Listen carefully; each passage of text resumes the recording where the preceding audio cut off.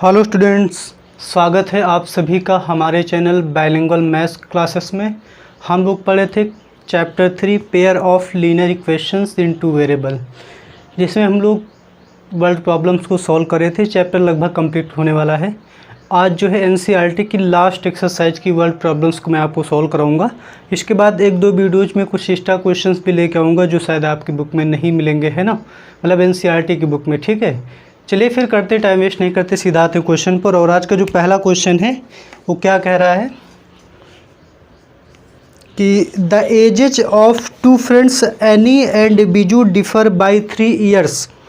The ages of two friends Annie and Biju differ by 3 years, मतलब दो friends हैं any और बीजू, इनकी जो एज में जो डिफरेंस है 3 ईयर्स का है, यानी इनकी एज का जो एज का जो अंतर है वो 3 साल का है। अब ये देखिए, अंतर आपको भी पता होगा कि जब हम लोग अंतर की बात करते हैं तो बड़े नंबर से छोटा नंबर माइनस कर देते हैं। अब लेकिन इस क्वेश्चन में हमको ये मेंशन नहीं किया गया है कि इसमें अनी बड़ा है कि बीजू बड़ा है, ऐसा तो क्वेश्चन में आगे कहीं कहा नहीं गया है। तो मैं दोनों केसेस मान के चलूँगा। हो सकता है कि आपको बुक में एक ही आंसर दिया गया हो, है ना, बट इसमें डबल आंसर आएंगे। हो सकता है कि एक बार एनी बीजू हो, या फिर हो सकता है कि मतलब एनी बड़ा हो, या फिर हो सकता है कि बीजू बड़ा हो ना। तो इन दोनों में से कोई भी एक बड़ा हो सकता है, मुझे पता नहीं। तो मैं एक बार मान लेता हूँ कि एनी बड़ा है और एक बार मान लेता हूँ बीजू बड़ा है। दोनों की एजेस मुझे बतानी है, तो मैं दोनों की एजेस को कुछ लेट कर लेता हूँ। Let the age of Annie and Biju be x year and y years respectively, ठीक है ना। मैंने दोनों के एजेस, मुझे क्वेश्चन में पूछी गई थी, तो मैंने दोनों के एजेस को मान लिया कि एनी की जो एज है वो एक्स ईयर है और बीजू की जो एज है वो वाई ईयर्स है। अब दोनों की एज में डिफरेंस आपको पता है, माइनस करके निकालते हैं, बट मुझे ये नहीं पता है कि ये बड़ा है कि ये बड़ा है, तो मैं दोनों को मान के चलूँगा। पहला case first, when any is older than Biju. अगर मैं मान के चलूँ कि एनी जो है वो बड़ा है, मतलब एनी जो है बड़ा है, मतलब इन दोनों का माइनस जो है, इन दोनों का अंतर जो है क्वेश्चन में 3 ईयर्स दिया गया है। क्वेश्चन में कहा गया ना कि इनकी दोनों के एज में जो डिफरेंस है, इन डिफरेंस का मतलब माइनस करके निकलता है, वो 3 ईयर्स का है। अगर मैं मान के चलता हूँ कि एनी बड़ा है, तो मतलब एनी की एज से बीजू की एज को माइनस करेंगे तो 3 ईयर्स आएगा। और केस सेकेंड, इसको आप इक्वेशन फर्स्ट नाम दे दीजिए। इसमें अब मान के चलूँगा कि बीजू बड़ा है, when Biju is older than any, ठीक है, तब क्या हो जाएगा, देन वाई माइनस एक्स। अगर बीजू बड़ा है तो बीजू के एज से एनी के एज को माइनस करेंगे तब 3 आएगा। ये मुझे क्वेश्चन में दे रखा है, ठीक है। चूँकि मेंशन नहीं किया गया था कि एनी बड़ा है कि बीजू बड़ा है, तो मैं दोनों केसेस मान के चलूँगा। एक बार एनी को बड़ा मान लूँगा तो एनी के एज से बीजू क्या करेंगे तो डिफरेंस 3 दिया गया है, और एक बार मैं बीजू को मान के चलूँगा बड़ा है, तो बीजू के एज से एनी के एज को माइनस करेंगे, तो इन दोनों का डिफरेंस मुझे क्वेश्चन में 3 दिया गया है, ठीक है। अब देखिए आगे क्या कहा है कि अनीज फादर धर्म, ध्यान से पढ़िएगा, Annie's father Dharam is twice as old as Annie. मतलब जो एनी के जो फादर धर्म हैं वो एनी से 2 गुने बड़े हैं, तो इनके जो धर्म की जो एज हो जाएगी, क्या हो जाएगी, धर्म्स एज। ये इन्होंने कहा कि देखिए ध्यान से पढ़िएगा, अनीज फादर धर्म की जो एज है is twice as old as Annie, मतलब एनी की एज से ट्वाइस है, डबल है, यानी कि 2x ईयर के हो जाएंगे। मेरी बात समझ में आ रही ना, मतलब जो एनी के जो फादर हैं वो एनी से ट्वाइस हैं, यानी 2 गुने बड़े हैं, तो मैंने 2x कर दिया। अब आगे क्या करें, and Biju is twice as old as his sister Kathy. ये लाइन आपको बहुत ज़्यादा इंपॉर्टेंट है, आपको ध्यान से पढ़ना है कि जो बीजू है, मतलब इनकी बात हो रही है, बीजू की एज कितनी है, वाई ईयर्स। बीजू जो है वो अपनी कैथी की एज का डबल है। आप खुद सोचो, जैसे अनी जो है कैथी की एज का डबल है, तो अगर मैं मान के चलूँ जो कैथी जो है 10 साल की थी, तो बीजू 20 साल का रहा होगा। भाई डबल है ना बीजू कैथी से। अगर कैसी मान लिया 50 साल कर रही होगी कैथी, तो अनी कितने ईयर्स का रहा होगा, डबल है तो 100 ईयर्स का। तो यानी कि कहने का मतलब जो कैथी की एज है वो क्या होगी, बीजू की एज की हाफ होगी, या फिर मैं ऐसा कहूँ कि जो बीजू है कैथी का क्या होगा, डबल होगा। तो आप मुझे बताओ कैथी की एज क्या हो जाएगी, कैथीज एज, इनकी एज क्या हो जाएगी, कैथीज एज। भैया जो कैथी से डबल है ना बीजू, यानी कैथी बीजू की एज की आधी रही होगी। तो बीजू की एज कितनी है y, तो कैथी की एज हो जाएगी y/2 ईयर्स। ये लाइन आपको समझनी थी। अब आगे क्वेश्चन में कहा गया है कि the age of Cathy and Dharam differ by 30 years. मतलब कैथी और धर्म की एज में जो डिफरेंस है वो 30 ईयर्स का है। अब आप मुझे अनी और बीजू की एज बताओ। भैया इन दोनों के एज में जो डिफरेंस है वो कितने ईयर्स के, 30 ईयर्स का। सबको पता है सबके पिताश्री बड़े होते हैं, तो जो धर्म होंगे यही बड़े हो जाएंगे। इसका मतलब 2x - y/2 जो है मुझे क्वेश्चन में 30 दिया गया है, ठीक है ना। मैं क्वेश्चन को सॉल्व करने के लिए मैं 2 का मल्टीप्लाई कर देता हूँ सब में, तो 2 2 जा 4x। अब इसमें 2 का मल्टीप्लाई करोगे तो 2 से 2 कट जाएगा ना, तो माइनस का y, इधर 2 से मल्टीप्लाई कर देंगे 60। ये रहे मेरी इक्वेशन थर्ड, ठीक। एक बार हम इक्वेशन फर्स्ट और थर्ड को सॉल्व करेंगे तो एक आंसर आएगा, एक बार इक्वेशन सेकेंड और थर्ड को सॉल्व करूँगा तब एक आंसर आएगा, ठीक है। तो मैं क्या करता हूँ, इक्वेशन फर्स्ट और थर्ड को मैं पहले सॉल्व कर लेता हूँ by equation first and third. पहले इन दोनों को सॉल्व करूँगा। अगर मैं इन दोनों इक्वेशन को माइनस कर दूँ तो y से y कट जाएगा, है ना। तो इससे इसको मैं माइनस कर देता हूँ। 4x - y से मैं माइनस कर देता हूँ x माइनस का y, और इसमें है देखिए 60 माइनस का 3, 60 माइनस का 3। तो 4x - y माइनस का x माइनस माइनस प्लस का y इक्वल टू 57। y से y कट गया, 4x x जाएगा 3x, आपको पता है 19 होता है, 19 3 जा, तो x इक्वल टू आ गया 19। x क्या है, x जो है अन्नी की एज है, यानी कि अन्नी की एज जो आई है 19 ईयर्स आई है। अब इस x की वैल्यू मैं इसमें रख देता हूँ बाई 1, तो y आ जाएगा 19 minus y is equal to 3।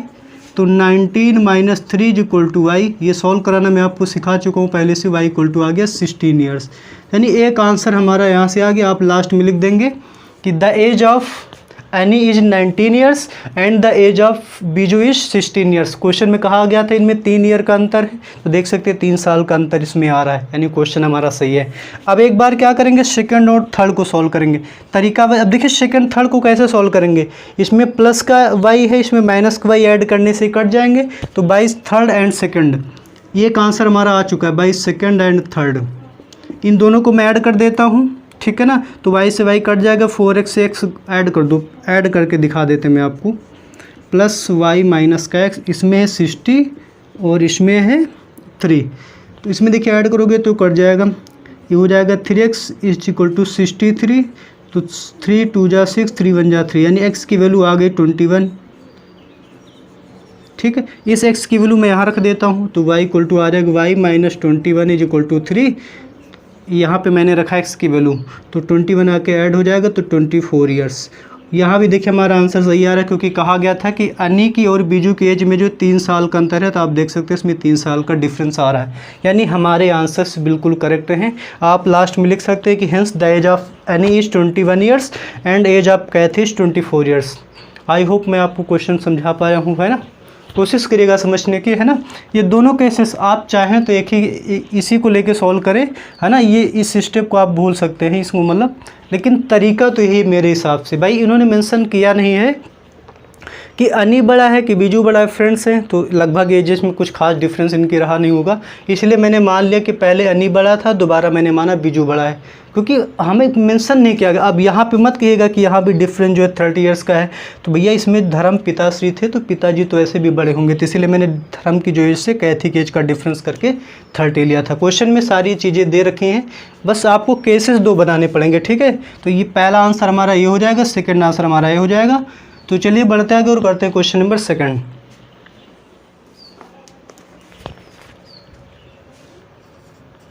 Question number second देखिए क्या कह रहा है कि वन सेज गिव मी 100, मतलब एक दूसरे से कहता है कि give me 100 I shall then become twice as rich as you.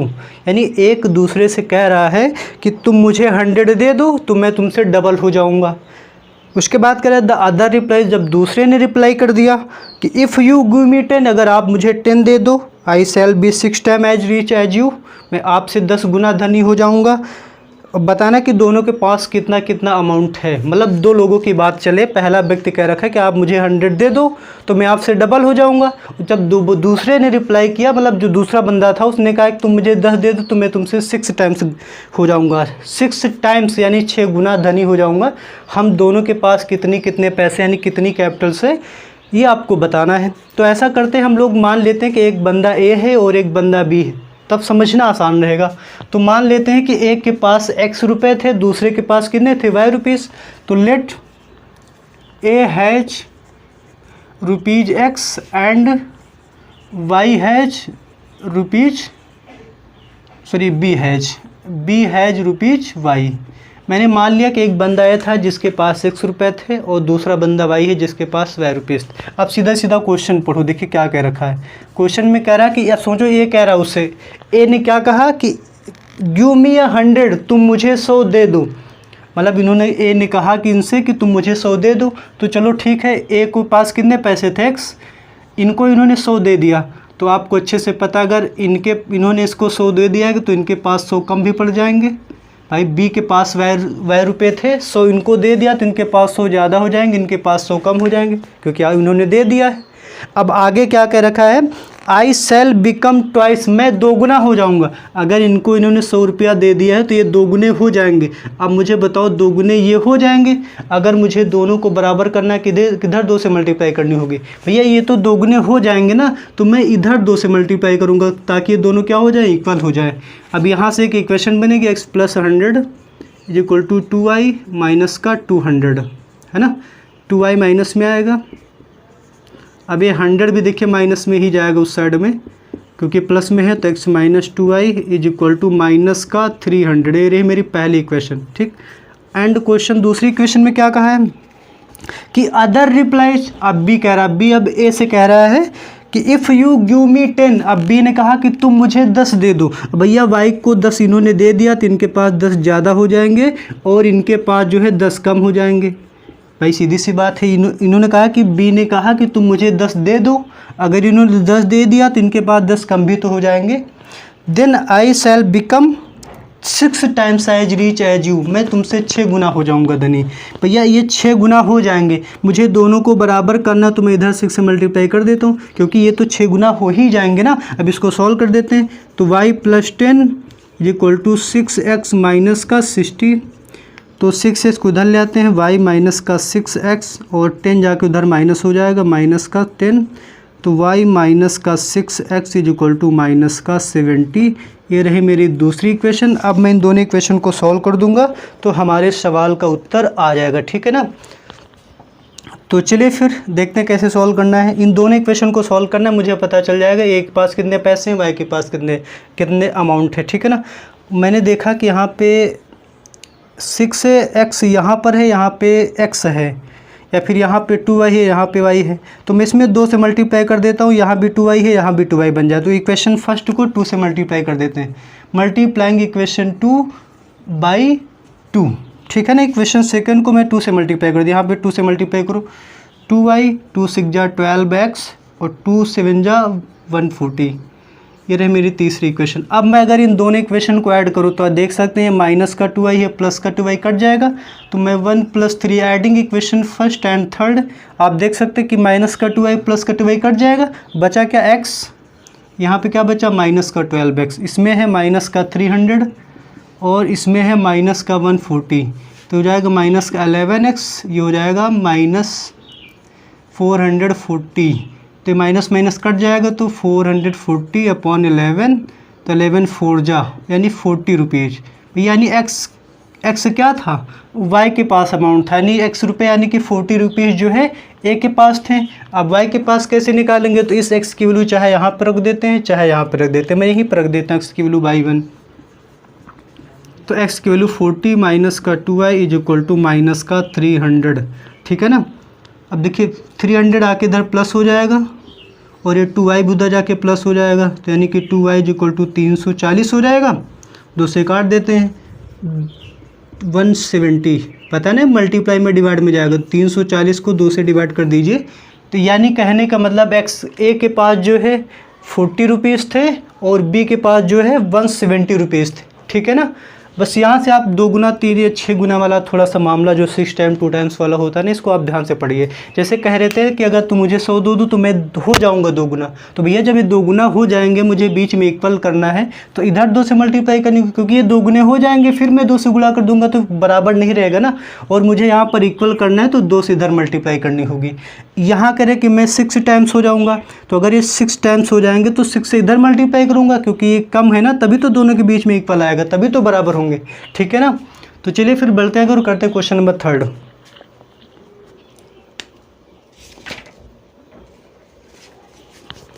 Okay, तो देखिए क्वेश्चन नंबर 3, ये भी काफ़ी ज़्यादा इंपॉर्टेंट क्वेश्चन है। आज के सेशन के क्वेश्चन जो भी हैं सब इंपॉर्टेंट ही हैं। देखिए क्वेश्चन नंबर 3 क्या कह रहा है, कह रहा है कि a train covered certain distance at a uniform speed, मतलब एक ट्रेन है कुछ यूनिफॉर्म स्पीड से कुछ डिस्टेंस ट्रेवल कर रही है।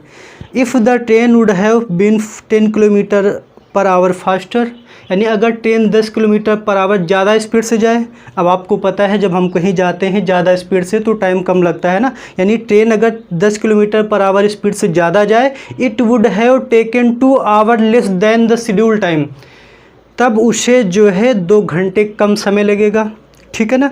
And if the train were slower by 10 kilometre per our, यानी उसकी स्पीड अगर 10 किलोमीटर पर आवर कम हो, it would have taken 3 hour more, सीधी सी बात स्पीड कम होगी तो टाइम 3 घंटे ज़्यादा लग रहे हैं।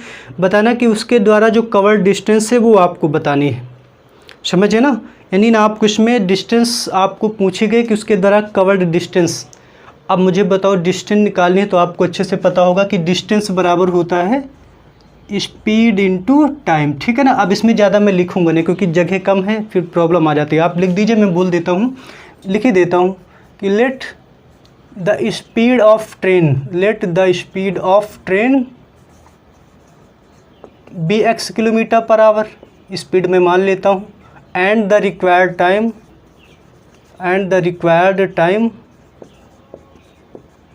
बी टी आवर्स, ठीक है ना। मैंने क्या मान लिया कि ट्रेन की स्पीड चलो है 1 किलोमीटर पर आवर, उसके द्वारा जो रिक्वायर्ड टाइमिंग है वो मैंने टी आवर्स मान लिया, ठीक है। देखिए मैंने क्या किया, मैंने ट्रेन की स्पीड को लेट कर लिया कि 1 किलोमीटर पर आवर है, और उसके द्वारा जो रिक्वायर्ड टाइम है डिस्टेंस ट्रेवल करने के लिए वो मैंने मान लिया टी आवर। तो हमको पता है कि डिस्टेंस बराबर होता है स्पीड इंटू टाइम, यानी डिस्टेंस हो जाएगी स्पीड x है इंटू टाइम, टाइम कितना है t, ये रही मेरी डिस्टेंस, ठीक। अब मुझे क्वेश्चन के अकॉर्डिंग काम करना है, ठीक है ना। अब क्वेश्चन को पढ़िए, जैसा जैसा क्वेश्चन कर रहा है वैसा वैसा करते हैं। देखिए क्वेश्चन में क्या कहा है इन्होंने, क्वेश्चन में कहा है कि if the train would have been 10 kilometre per hour faster, यानी अगर ट्रेन की स्पीड 10 किलोमीटर पर आवर ज़्यादा हो, यानी अभी तक की स्पीड कितनी आपने रखी x, अब स्पीड x + 10 हो गई। वो जो टाइम है सीधी सी बात है, ज़्यादा स्पीड से जाओगे तो टाइम कम लगेगा। कितना टाइम कम लग रहा है, it would have taken 2 our less, यानी कि जो टाइम t घंटे लग रहा था अब वो टाइम 2 घंटे कम लगेगा, ठीक है ना। अब मुझे बताओ भैया, आप जा तो उतने ही डिस्टेंस रहे ना, जैसे मान सपोज करो आप अपने घर से स्कूल जाते थे, आपने स्पीड बढ़ा दी, टाइम कम लगा, अब डिस्टेंस तो उतनी ही कवर करोगे ना जो पहले थी, तो यानी फिर से डिस्टेंस वाला फॉर्मूला, तो डिस्टेंस बराबर होता है स्पीड। अब स्पीड कितनी है, x + 10 है, और इंटू टाइम, टाइम कितना है t - 2, ठीक है ना। और डिस्टेंस क्या है, xt है। इसको सॉल्व करिए, अब आपके पास इक्वेशन बचेगा x × t xt हो गया, x × 2 - 2x। अब इसका करिए 10 × t 10t, 10 2 जा 20 - 20, ये दोनों कट गए। अब आप ऐसा करिए 20 को इधर ले आइए, तो 20 = हो जाएगा 10t को पहले लिख दीजिए प्लस का, जो माइनस का उसको बाद में लिख दीजिए। ये मेरे पास पहले इक्वेशन हो गया। फिर ऐसा करिए, इसको इस तरीके से लिख दीजिए 10t - 2x = 20। बताइए कोई प्रॉब्लम है, तो मुझे नहीं लग रहा कोई प्रॉब्लम होगी। स्पीड ये रही, टाइम रही, स्पीड इंटू टाइम, डिस्टेंस होगा, डिस्टेंस जो आपके पास 60 है, डिस्टेंस उतनी ही रहने वाली है, केवल स्पीड बढ़ रही है, टाइम कम लग रहा है, स्पीड घटेगी, टाइम ज़्यादा लगेगा, है ना। अब सेकंड दूसरी स्टेटमेंट इन्होंने कह रखा है कि if the train were slower by 10 kilometre per our, यानी अगर इसकी स्पीड जो है 10 किलोमीटर पर आवर कम हो, यानी इसकी स्पीड x - 10 हो, वो आपको पता है स्पीड कम हो गई तो टाइम ज़्यादा लगना चाहिए। Then it would have taken 3 hours more, यानी तब इसे 3 घंटे ज़्यादा लगते, टाइम टी लग रहा था लेकिन अब टी से ज़्यादा लगेंगे 3 घंटे। अब बताओ मुझे स्पीड इनटू टाइम से क्या होता है, डिस्टेंस आती है, तब डिस्टेंस डी बराबर हो जाएगा स्पीड, स्पीड इस बार x-10 है और इनटू टाइम क्या है t+3 है, ठीक है ना। अब बताओ डिस्टेंस आपके पास कितनी है, डिस्टेंस d बराबर किसके है x इंटू टी, तो d के जगह पर हम लोग xt रख देंगे। अब इसका मल्टीप्लाई करेंगे xt x इंटू 3 प्लस का 3x 10 इंटू टी माइनस का 10t और 10 3 जा 30 माइनस प्लस माइनस होता है, मुझे लग रहा है आप माइनस प्लस करना अच्छे से जानते हैं। इस 30 को इधर ले आइए तो 30 इज इक्वल टू हो जाएगा 3x माइनस का 10t, या फिर आप इसको इधर लिख देते हैं 3x माइनस का 10t इज इक्वल टू 30। ये रही मेरे पास तीसरी इक्वेशन, ठीक। अब मुझे इन दोनों इक्वेशन को सॉल्व करके x और t की वैल्यू निकालनी होगी। उस x और t की वैल्यू यहाँ रख देंगे तो मेरे पास डिस्टेंस आ जाएगी, क्योंकि मुझसे डिस्टेंस ही क्वेश्चन में पूछी गई है। अगर स्पीड पूछी जाती है तो यहाँ से स्पीड भी आ जाएगी, और आपसे रिक्वायर्ड टाइम पूछा जाता है तो वो भी निकलेगा, ठीक है ना। क्योंकि टाइम और स्पीड पता है तो डिस्टेंस फॉर्मूला लगा के हम लोग डिस्टेंस फाइंड आउट कर सकते हैं। तो अब देखिए कैसे सॉल्व करेंगे, यहाँ पे प्लस का 10t है या माइनस का 10t है, दोनों को ऐड करते ही कट जाएंगे। तो सेकेंड और थर्ड को मैं ऐड कर देता हूँ। आप देख सकते हैं ऐड करने से 10t कट जाएगा तो बचेगा क्या, 3x माइनस का 2x, 3x माइनस का 2x, और इधर RHS को ऐड करिए 20 प्लस 30, 20 प्लस 30, तो 3x minus 2x is equal to x के होगा, x इक्वल टू आ गया 50, यानी कि उसकी जो स्पीड है वो 50 किलोमीटर पर आवर है, क्योंकि आपने स्पीड को ही तो x अज्यूम किया था, लेट किया था। इस x की वैल्यू मैं कहीं भी रख देता हूँ, इसमें रख देता हूँ या फिर इसमें रख देता हूँ बाई 2, तो 10 इंटू टी माइनस का 2 इंटू एक्स की वैल्यू हमारे पास 50 आएगी इक्वल टू 20, तो ये हो जाएगा 10t, ये हो जाएगा 100 इज इक्वल टू 20, 100 जाके ऐड हो जाएगा क्योंकि माइनस में है, तो 120, 0 से 0 कट गया तो t इज इक्वल टू आ गया 12 आवर्स।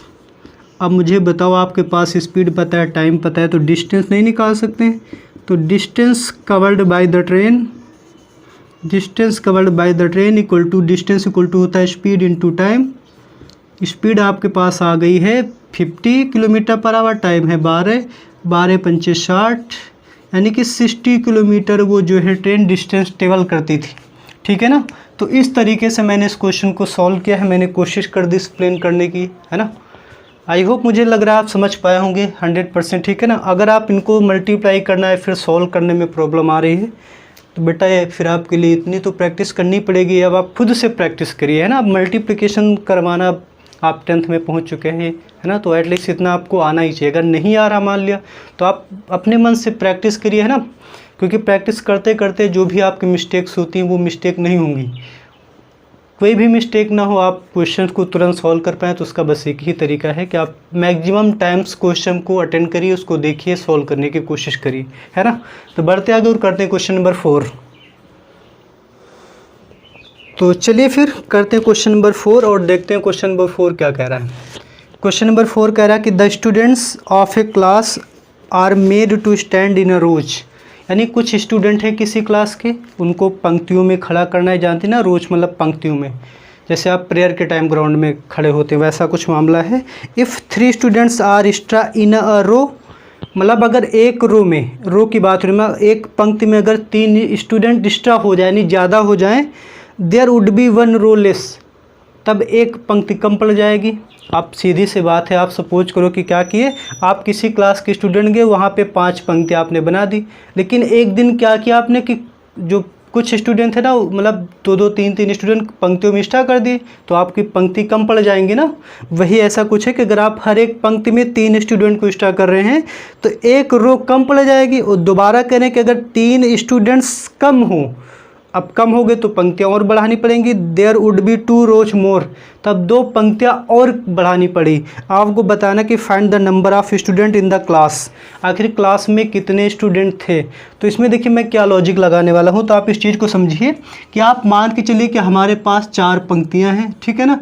कितनी पंक्तियाँ हैं? 4, 1 2 3 4 पंक्तियाँ हैं, 4 रोज हैं, और हर रोज में 5 स्टूडेंट हैं, इसमें भी 5, इसमें भी 5, इसमें भी 5, तब बजाओ मुझे टोटल स्टूडेंट कितना हो गया, 5 5 5 5, 5 चौके 20, यानी हम अगर हर एक पंक्ति में 5 स्टूडेंट हैं है ना, हर एक रोज में, और एक में 4 स्टूडेंट, मतलब 4 पंक्तियां हैं, 4 रोज हैं, इनका अगर मैं मल्टीप्लाई कर दूँ तो टोटल स्टूडेंट आ जाएंगे।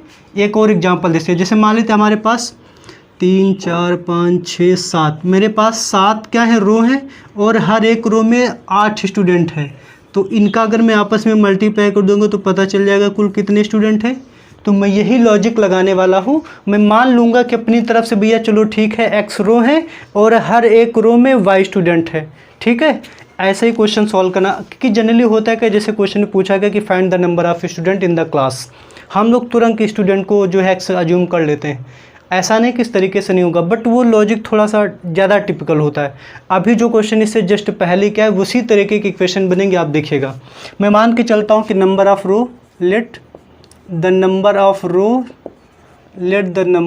रो equal to x and students in each row, यानी हर एक रो में जो स्टूडेंट है वो y है। देन टोटल स्टूडेंट कितना हो जाएगा, टोटल नंबर ऑफ स्टूडेंट्स बताइए कितना हो जाएगा। जैसे आप यहाँ पे देख रहे थे, जितने जैसे 4 रो थे और हर एक रो में 5, इनका मल्टीप्लाई कर दे टोटल स्टूडेंट आ गए। वैसे ही यहाँ पे x रो है और हर एक रो में y स्टूडेंट है, तो इन दोनों का मल्टीप्लिकेशन से क्या आएगा, टोटल स्टूडेंट आएंगे। यही मुझे बताना है। आप पढ़िए क्वेश्चन। अब देखिए क्वेश्चन में क्या कहा है इन्होंने। अब क्वेश्चन में कहा है कि if 3 student are extra, 3 student extra हो जाए। भैया स्टूडेंट क्या माना, स्टूडेंट आपने माना है y है, यानी जो y की वैल्यू है वो 3 ज़्यादा हो जाए, ठीक है ना। y क्या हो गए, 3 ज़्यादा हो गए। There would be 1 row less, यानी जो रो है वो 1 कम पड़ जाएगी, यानी x की वैल्यू 1 कम हो जाएगी। भाई यही तो आपने रो माना है, x 1 कम पड़ जाएगा। अब आपको पता है कि अगर मैं इन रो का स्टूडेंट के साथ मल्टीप्लाई करूँगा तो क्या आएगा, टोटल स्टूडेंट। क्योंकि आपको पता है अगर आपकी क्लास गई है प्रेयर करने, आप पंक्तियों में स्टूडेंट को इधर इधर करो, स्टूडेंट तो आपके क्लास के टोटल वही रहने वाले हैं ना। तो कुछ ऐसा ही मामला है। अगर मैं इन दोनों का आपस में मल्टीप्लाई कर देता हूँ, y + 3 और x - 1, तो इससे टोटल स्टूडेंट आएंगे जो कि कितने हैं, x × y, ये total number of student. Solve करिए, एक्स वाई मल्टीप्लाई करें, एक्स वाई, एक वाई बन जा वाई, 3 × x 3x, और 3 बन जा 3 = एक्स वाई, सॉरी 3 बन जा 3 = एक्स वाई। तो एक्स वाई कट जाएगा। अब 3 देखिए, प्लस वाले को पहले लिखिए, वो माइनस वाले को बाद में लिखिए। 3 को उधर ट्रांसफर कर दीजिए तो प्लस में हो जाएगा। ये रही मेरे पास सेकंड इक्वेशन, इसको मान लीजिए फर्स्ट। ठीक, एंड दूसरी कंडीशन क्या कह रखा है, दूसरी कंडीशन कह रखा है कि इफ़ 3 स्टूडेंट आर लेस, अगर स्टूडेंट जो है यानी एक्स जो है, सॉरी स्टूडेंट वाई है, ये 3 कम हो जाए तो आपको पता है पंक्तियाँ और बढ़ानी पड़ेंगी। देयर वुड बी 2 रोज मोर, यानी कि 2 पंक्तियाँ और ज़रूरत पड़ेंगी, 2 पंक्तियाँ और बनानी पड़ी। जो x की वैल्यू है वो 2 और बनानी पड़ी। अब मुझे पता है पंक्ति है, स्टूडेंट है, इन दोनों को मल्टीप्लिकेशन में करूँगा तो टोटल स्टूडेंट आएगा। और टोटल स्टूडेंट क्वेश्चन में कितना है, x × y, ठीक है ना, = x × y। अब इसको सॉल्व कर लीजिए, x × y, xy + 2y minus का 3x और एक 3 × 2 = 6 = x × y। तो एक्स वाई से एक्स वाई कट गया, 2y माइनस का 3x और 6 को उधर ट्रांसफ़र करेंगे प्लस, ये रही तीसरी इक्वेशन। अब इन दोनों इक्वेशन को सॉल्व करेंगे, मुझे एक्स वाई मिल जाएगा। उन एक्स वाई की वैल्यू मैं यहाँ पे रख दूंगा, मुझे total number of student class का पता चल जाएगा। तो चलिए सॉल्व करते हैं। मैंने देखा यहाँ प्लस का 3x है, यहाँ माइनस का 3x, ऐड करते हैं, दोनों कट जाएंगे तो ऐड कर देते हैं। Adding equation second and third, ठीक है। तो ये 3x प्लस का 3x माइनस कट गया, यहाँ बचा 2y और यहाँ बचा माइनस का y, ठीक। इसमें बचा 3 क्योंकि ऐड करें 3 + 6, तो y बचेगा = 9, सॉरी y बचा तो मैं 2 क्यों लिख रहा हूँ। तो y की वैल्यू कितनी आ गई, 9। इसकी वैल्यू इसमें रख देते हैं बाई 1। तो 3x माइनस y कितना है, 9 = 3। तो 9 जाके ऐड हो जाएगा, तो 3 में 9 ऐड होगा तो 12 आ जाएगा। आपको पता है 3 मल्टीप्लाई में डिवाइड में जाएगा, तो x की वैल्यू आ गई 4, ठीक है। मुझे x भी पता चल गया, y भी पता चल गया। अब हम टोटल नंबर ऑफ़ स्टूडेंट निकाल सकते हैं। तो टोटल नंबर ऑफ़ स्टूडेंट्स क्या हो जाएगा, x × y। तो x की वैल्यू है हमारे पास 4 है, y की वैल्यू 9, 4 × 36, यानी कि हमारी क्लास में टोटल 36 स्टूडेंट थे, ठीक है ना। तो इस इक्वेशन को आपको देख के लग रहा होगा वैसी इक्वेशन थी ना जैसे पिछले क्वेश्चन में इक्वेशन बनी थी, इसीलिए मैंने इसको अलग वे से नहीं करवाया, दोनों को वैसे साथ में दिए भी गए हैं। तो एक ही तरीके से रहेंगे तो ज़्यादा बेटर होगा। और आपको याद हो तो इसी तरीके की इक्वेशन मैंने एक और बनवाई थी जिसमें कह देता था कि एक ट्रायंगल का जो रेक्टेंगल का एरिया है इतना कम पड़ जाए तो उसकी लेंथ इंक्रीज कर दी जाए, ब्रेथ डिक्रीज कर दी जाए। ऐसा क्वेश्चन लोग प्रीवियस एक्सरसाइजेज में कर चुके हैं, प्रीवियस लेक्चर्स में, कि अगर उस एक रेक्टेंगल का एरिया इतना बढ़ जाता है, उसकी लेंथ बढ़ा दी जाए, ब्रेथ घटा दी जाए, फिर एरिया कम पड़ जाता है, तो उसमें भी इसी तरीके की इक्वेशन बनती है, बिल्कुल इसी तरीके की थी ना। तो तीनों क्वेश्चन को आप हमेशा साथ में पढ़ा करिए तो कभी भी आप कंफ्यूज नहीं रहेंगे और बहुत आसानी से इन क्वेश्चन को तुरंत सॉल्व कर पाएंगे। चलिए बढ़ते आगे और करते हैं क्वेश्चन नंबर 5। देखिए क्वेश्चन नंबर 5 क्या कह रहा है कि इन ट्रायंगल ABC, आपको एक गिवन है कि in triangle ABC angle C is equal to 3 angle B is equal to 2 angle A plus B। एक ट्रायंगल ABC में ऐसा है, तब आपको तीनों एंगल्स फाइंड करने हैं। देखते हैं कैसे फाइंड करेंगे। देखिए त्रिभुज की बात हो रही है, ट्रायंगल समझते हैं ना, आपको पता होना चाहिए कि किसी भी ट्रायंगल में तीनों एंगल का सम 180 होता है। तो ये हमारे पास प्रॉपर्टी होती है कि इन एनी ट्रायंगल ABC, वो ट्रायंगल मेरा कोई सा भी हो, angle A plus angle B plus angle C आपको दिया नहीं गया, आपको पहले से ही पता होता है, ठीक, ये आपको दिया गया है, ये दिया गया या आपको पता होता है फिर कहें दे दिया गया ना, बात वही है। तो चलिए फिर हम इसकी हेल्प लेंगे, ठीक है। हमने सोचा कि ऐसा करते हैं कि चलो एंगल C के रिप्लेस में इक्वल टू है ना, एंगल C इक्वल टू है 3 एंगल B के, तो मैं एंगल C को हटा के यहाँ पे मैं 3 एंगल B लिख दूंगा, तो A भी एंगल B हो जाएगा, A भी एंगल B हो जाएगा, एंगल B के टर्म्स में हो जाएंगे। मैंने क्या कहा कि इस एंगल C 3 एंगल B के बराबर है, तो मैं यहाँ पे जो है 3 एंगल B रख देता हूँ, ठीक है। ये दोनों तो एंगल B के टर्म्स में आ गए, अगर ये भी एंगल B के टर्म्स में आ जाए तो एंगल B तुरंत निकल आएगा।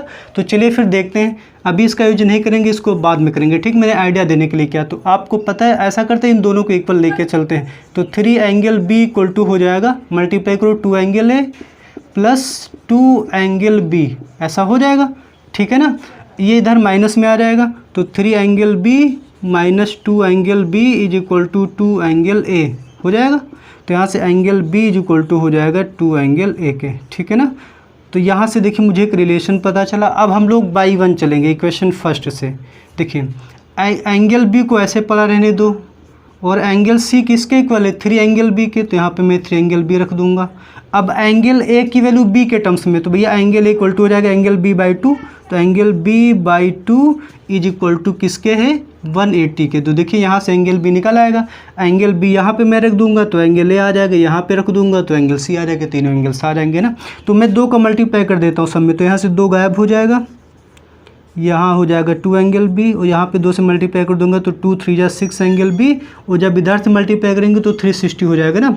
तो 6 2 8 1 9 यानी कि 9 angle B is equal to 360, 9 से काट देंगे तो angle B is equal to हो जाएगा 9 4 जा 36, angle B is equal to 40 degree. तो एंगल भी हमारे पास आ गया। इसकी वैल्यू में इक्वेशन सेकंड में रख देता हूँ बाई 2, तो एंगल A आ जाएगा, एंगल B मेरा 40 डिग्री है इक्वल टू 2 एंगल A, तो 2 से काटेंगे तो एंगल A इक्वल टू आ जाएगा 20 डिग्री। तो हमारे पास 2 एंगल आ चुके हैं। इन दोनों एंगल की वैल्यू इसमें रख देते हैं बाई 1, क्योंकि तीनों एंगल 2 पता है, तीसरा निकला है। एंगल A कितना है, 20 है, एंगल B कितना है, 40 है, एंगल C मुझे बताना है। तो ज़रा मुझे बताओ इन दोनों का सम कितना हो जाएगा, 60, angle C is equal to 180, और 60 जाके जब माइनस हो जाएगा तो angle C is equal to आ जाएगा 180 माइनस का 60, यानी कि angle C is equal to 120 degree, है ना। क्वेश्चन आसान था ना। करना क्या था, मैंने देखा कि ये दिया गया है और हमको पता होता है कि तीनों एंगल का सम 180 होता है। मैंने कहा चलो ठीक है, एंगल C के रिप्लेस पे 3 एंगल B रख देंगे, एंगल B के रिप्लेस पे एंगल B ही रहेगा, जैसे मैंने यहाँ पे कर दिया, ठीक है। एंगल A को अगर B के टर्म्स में पता कर पाए तो क्वेश्चन हो जाएगा। तो मैंने इन दोनों को लेके बढ़ा क्योंकि ये दोनों बराबर थे, तो यहाँ से एंगल B इक्वल टू आ गया 2 एंगल A के, तो एंगल A के रिप्लेस पे एंगल B बाई 2 रखा, एंगल B अपनी जगह पर था ऐसा ही, और एंगल C के रिप्लेस पे 3 एंगल B रख दिया, क्योंकि यहाँ से B निकला, B की वैल्यू यहाँ रखी तो A निकला, और A और B की वैल्यू मैंने यहाँ रख दी तो एंगल C आ गया, ठीक है ना। क्वेश्चन आसान था, कुछ खास था नहीं, ठीक है। तो चलिए फिर बढ़ते आगे और करते हैं आज का लास्ट क्वेश्चन, क्वेश्चन नंबर 6। अब देखिए आज का जो लास्ट क्वेश्चन है वो लास्ट क्वेश्चन हमसे क्या कह रहा है। देखिए क्वेश्चन आगे दिया गया है यहाँ पे, ये रहा। ABCD is a cyclic quadrilateral. देखिए मुझे एक डायग्राम दिया गया, साइक्लिक क्वाड्रिलेटरल के बारे में आप जानते हैं, ऐसा क्वाड्रिलेटरल जिसके चारों वर्टिसेस किसी सर्किल की सरकमफ्रेंस पर होते हैं वो क्वाड्रिलेटरल साइक्लिक क्वाड्रिलेटरल होता है ना। तो यहाँ पे देख सकते हैं इसके चारों वर्टिसेस सर्किल के सरकमफ्रेंस पर हैं, दैट्स वाई जो है क्या है, एक साइक्लिक क्वाड्रिलेटरल है। अगर आपको याद हो तो साइक्लिक क्वाड्रिलेटरल की डिफिनीशन, इसके बारे में आपको कुछ याद होगा तो बताइएगा, ठीक है ना, कमेंट बॉक्स में लिख के, जो भी याद है आपको बताइएगा। तो 4y + 20 और ये है 7x + 5। अब आपसे पूछा है कि find the angles of the cyclic quadrilateral. इसके चारों एंगल्स आपको बताने हैं, एंगल ए कितना, एंगल बी कितना, एंगल सी कितना, एंगल डी कितना है। बट आपको मैं बता दूं साइक्लिक क्वाड्रिलेटरल की प्रॉपर्टी, पहली प्रॉपर्टी तो इसके चारों वर्टिसेस अगर सरकमफ्रेंस पे तब ये साइक्लिक होगा ना। दूसरी प्रॉपर्टी इसकी जो मोस्ट इंपॉर्टेंट होती है कि the opposite angles of a cyclic quadrilaterals are supplementary, यानी इसके जो अपोजिट एंगल का जो सम होता है वो 180 होता है। लास्ट ईयर आपने पढ़ा है 9th में, इनके अपोजिट एंगल का सम 180 होता है। तो यही प्रॉपर्टी हम लोग यूज करेंगे इसमें। तो 6 नंबर में है, तो वी हैव, हमारे पास क्या है कि एंगल ए और एंगल सी इन दोनों का सम 180 होगा, ठीक है। एंगल ए कितना है, एंगल है 4y + 20 प्लस एंगल सी है 4x = 180 होता है प्रॉपर्टी। तो यहाँ से हो जाएगा 4y + 4x, 20 उधर जाके माइनस हो जाएगा, तो 180 से 20 अगर आप माइनस करेंगे तो कितना आ जाएगा, तो 160 आ जाएगा। 4y + 4x = 160। सारे नंबर 4 से कट रहे हैं, यहाँ पर x है तो मैं 4 से डिवाइड कर देता हूँ। 4 1 जा 4, 4 1 जा 4, 4 4 जा 16। ये रही मेरे पास पहली इक्वेशन, ठीक है। और वैसे ही a और c का सम 180 होता है, उसी तरीके से एंगल b और एंगल डी का भी सम क्या होता है, 180 होता है। एंगल बी कितना है, 3y - 5 और एंगल ए कितना है, 7x + 5 = 180, ठीक है ना। तो ये दोनों तो कट गए, तो 3y + 7x = 180। ये रहे मेरी दूसरी इक्वेशन, ठीक है। अब इन दोनों इक्वेशन को मैं सॉल्व करूँगा और वहाँ से हमारे आंसर क्या है, आ जाएंगे, ठीक है ना। तो चलिए फिर देखते हैं कैसे सॉल्व करना है। तो चलिए फिर इन दोनों इक्वेशन को सॉल्व कर लेते हैं। तो इन दोनों इक्वेशन को आज मैं आपको सब्स्टिट्यूशन मेथड से सॉल्व करना बताता हूँ, ठीक है। क्या करते हैं, यहाँ से मैं x की वैल्यू निकाल के उस इक्वेशन में रख देता हूँ, तो 40 - y हो जाएगा। यहाँ से मैंने x निकाला, यहाँ पर रख दूँगा। 3y + 7x के रिप्लेस पे 40 - y = 180। तो 3y 7 4 जा 28 माइनस 7y = 180। अब 3y से 7y माइनस करो, कितना आ जाएगा, -4y = 180।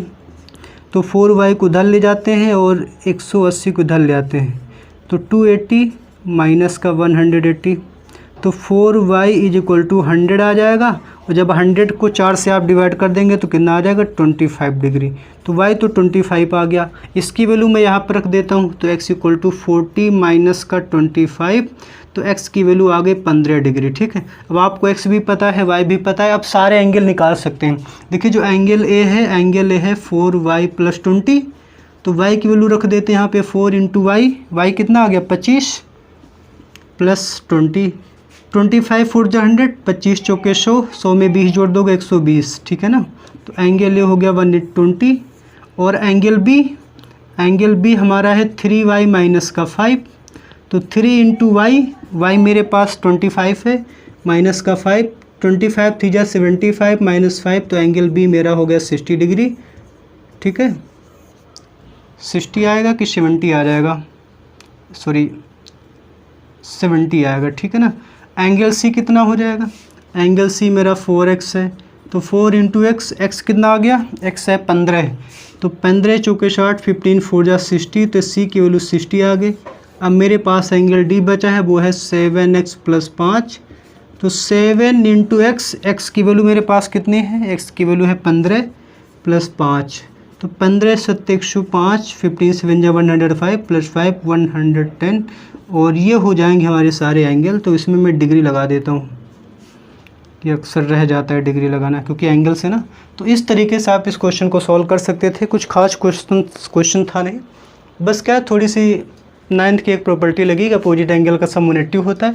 वहाँ से मेरे पास दो इक्वेशन बनेंगी, दोनों इक्वेशन को सॉल्व कर देंगे, एक्स वाई निकल आएंगे, एक्स वाई की वैल्यू जहाँ पर रखते हुए चले जाएंगे तो हमारे सारे एंगल्स निकल आएंगे। ठीक है, तो आई होप आपको समझ में आया होगा जो भी मैंने आज आपको पढ़ाया है, और ये सारे के सारे क्वेश्चन आपको स्क्रीन पर दिखाए जाएंगे ना, ये आप जानते भी होंगे।